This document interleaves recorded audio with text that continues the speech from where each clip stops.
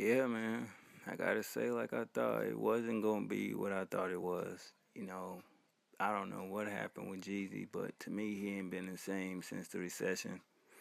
A lot of y'all probably gonna sit there and say, "Oh, you just hating, blah, blah, blah." But a lot of people that's honest can agree. His last two projects wasn't all that. TM103 and Seen It All. It wasn't that. And this one, I think I understand where he was coming from, but he didn't execute it right. You know what I mean? It seems like it was everywhere for if you try to talk about the angle with, the crooked cops and, you know, the police brutality, the murders and shit that's going on. At first it seemed like that's the angle you was going with, but then when you actually listen to the project, it just seemed more about, him and his street life, I mean, learning some lessons from doing what you're doing, growing up and becoming a man, still partying, still getting money, but it's not what I thought it was because the whole pastor angle, like I said, I didn't get it. If he was gonna do, something similar to what Kendrick did, and to speak on shit like that, or something like he did on Recession, I was for it. But I just think he misled,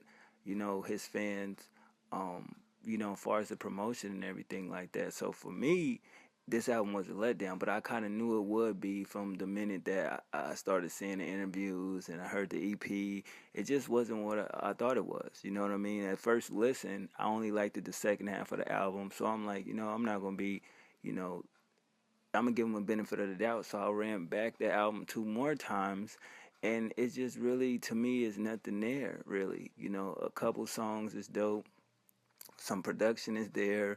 It got some soulfulness too, but at the same time, it's no growth from Jeezy. I mean, you can start off with the opening track, "Grind State." Okay, that song is alright. It's nothing really too special.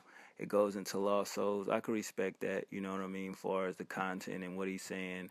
And it is a lot of lost people out here. I like the little, I guess, clip he had in the beginning of the record. That was dope. Then it goes into Holy Water. I wasn't feeling that. Gold Bottles was another one. I wasn't feeling that.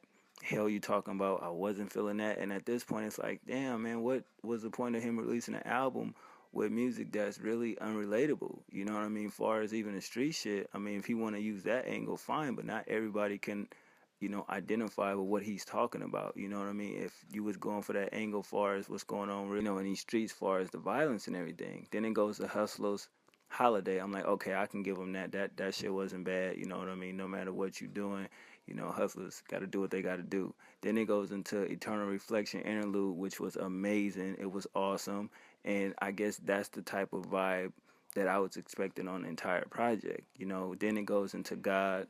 I wasn't feeling that record. Church in these streets, you already know I wasn't feeling that.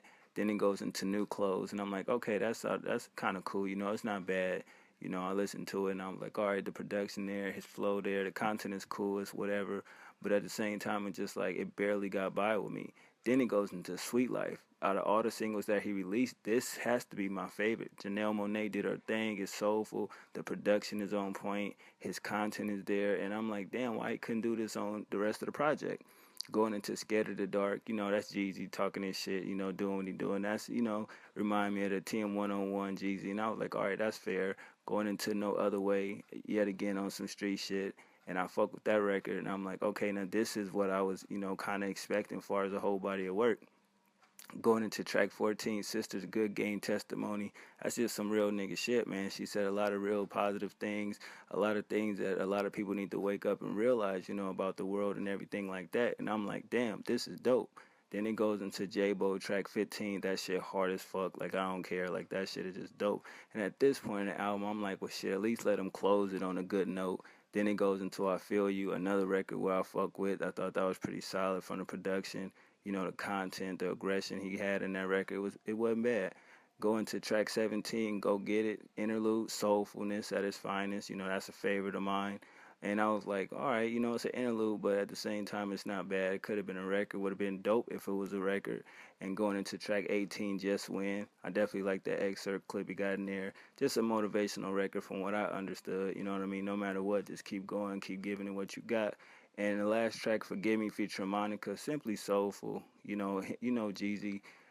reflecting on the past. He's done this before on a lot of albums and things of that nature. So that brought me back to the essence of who Jeezy was, and it's like, okay, this the old Jeezy. But at the same time, this album is not what I thought it was. A lot of people gonna sit here and probably hate the review and say that, oh, you tripping, you didn't listen right, and yada yada yada. But I mean, you can play Tim 101 all the way up into this album, and you'll see this not his best body of work.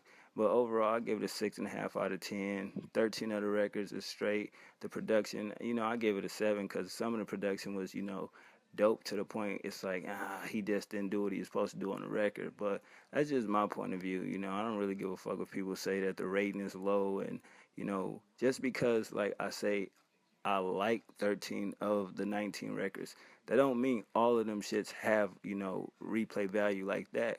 Me sitting on the album, I probably end up only liking at least 10 good records off this. For one, it was too long of an album.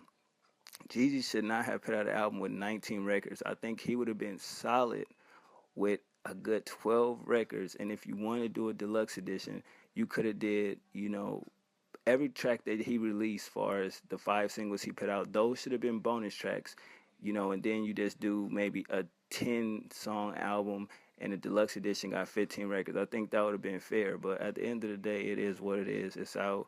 I'm purchasing an album, so I ain't just shit talking. It's not a bad album, but at the same time, it's like still it don't got that vibe we all wanted. But y'all let me know what y'all thought about it. I'm quite sure some people loved it, some people hated it, but at same time, I just feel like it's his 6th album. I don't see Jeezy having too much more to do.